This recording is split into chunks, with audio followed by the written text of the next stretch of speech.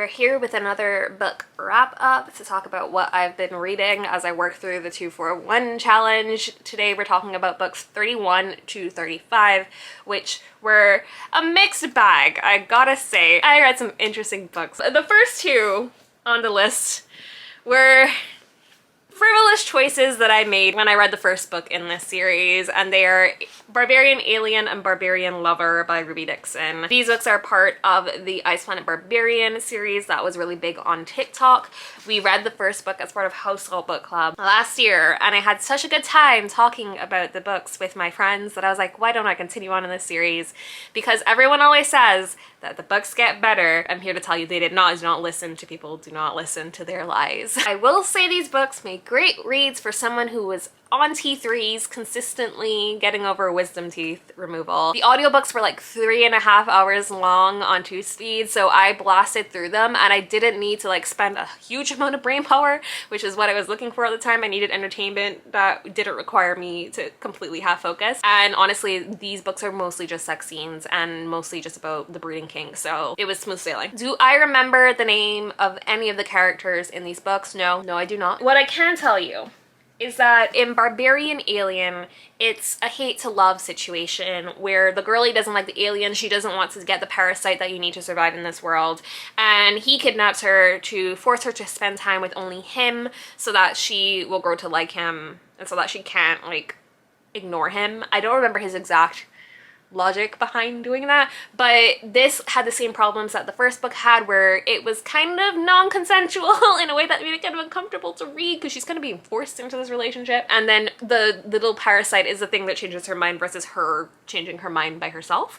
So that is what made this one the one that I enjoyed a little bit less. Barbarian Alien I enjoyed slightly more because she chooses the guy or the alien in this book, so at least it felt a little bit more consensual. She doesn't have like the parasite telling her that this is the man for her, and they don't like pair or whatever until the very end in the epilogue, I'm pretty sure. All in all, I think I'm done with this series. I've made my peace. I've read my part. I tried. I thought perhaps this might be the smut series for me, and it was not, and so we moved. The next book that I read was Convenience Store Woman. I also read this the same day that I read those two books. Of all the books that I'm talking about in this roundup, I think this was my favorite one. Convenience Store Woman follows Kiko. She is a 36-year-old convenience store worker. She's been working at the same store since she was 18. Her family is consistently asking her when she's going to quit her job and get married. That is their main goal for her. They think she's wasting her life by working when she could just get married to a guy. And because of these pressures, because she's trying to fit in with society, she ends up in this really odd living situation that is honestly kind of uncomfortable to read,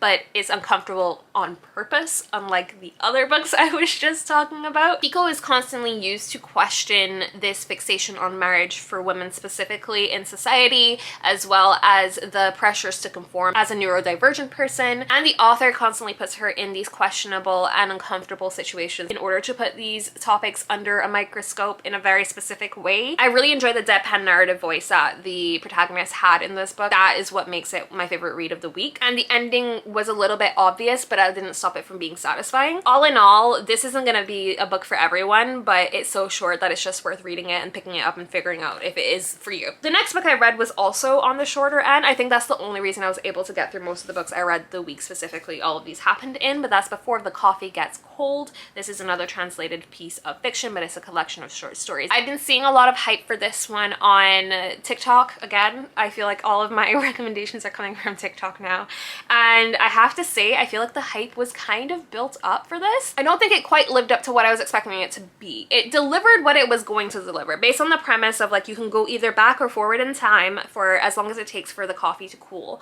in a specific seat in the specific coffee shop. Like, it delivered on that narrative, but it delivered exactly what I was expecting for every single story. Even though each story explored a different reason why someone would want to use this specific form of time travel, even though it explored different forms of emotional like trauma that would be the reason that you would want to do this kind of thing, it felt very one note. Like, I wasn't emotionally moved in any way by each of these stories beyond like just a steady pace of it. So it felt very one note, even though it was 4 different stories.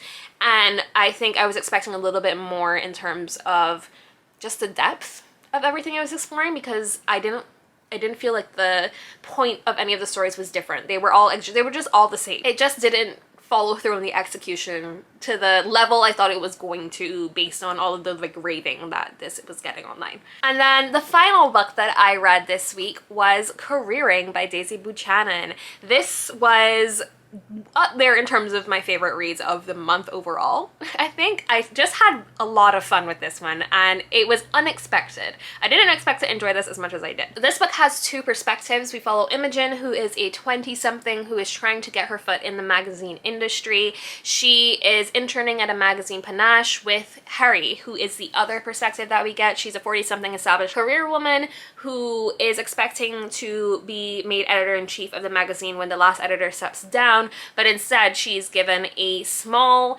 new startup in the digital space, and she hires Imogen on for that, but she's replaced by a US employee who has a track record for making things more profitable. It was sort of giving Emily in Paris in all the ways, but honorific, because the thing about that show that I enjoyed, that I also enjoyed about this book, was that I knew I wasn't going to be emotionally devastated in any way. It was safe, and it's silly in the best possible way. If you like Dolly Alderton's memoir, Everything I Know About Love, and her book Ghosts, this is in a similar vein of like the career woman who's struggling with relationships energy. It doesn't quite have the same strong female relationships that I really enjoy from Dolly's books. That was the one part that kind of disappointed me, was there is a specific friendship in this book that I could see what the author was trying to do, but it didn't really land because the second character was kind of flat, and you need nuance in order to explore friendships that fall apart due to jealousy. Like it didn't hit the way it was supposed to, and that was the one really disappointing part of this book. If you enjoy media that looks at publishing but not in any kind of way that is serious, like it forgoes the actual day-to-day life of publishing in order to just be entertaining, that is what this delivers. This is like the bold type, this is like younger, it's not real publishing, it is the glamorized version of it. I also have the author's other book, Insatiable, on my shelf to read this year, and I've been seeing mixed reviews about that, so I'm very curious because I really enjoyed this one, but this is her second book, so I don't know if I'm like stepping back into something I'm not going to enjoy as much, but I'll probably pick up future books just because this one was such a solid read, you know? So those are the 5 books for this wrap up. I'll see you with my next one. Let me know your thoughts if you've read any of them in the comments. I'm especially curious about Before the Coffee Gets Cold. I just want to know what people really enjoyed about it. Why was it not more than a 3.5 for me, you know? Anyway, I will see you guys in my next wrap up, and until then, happy reading.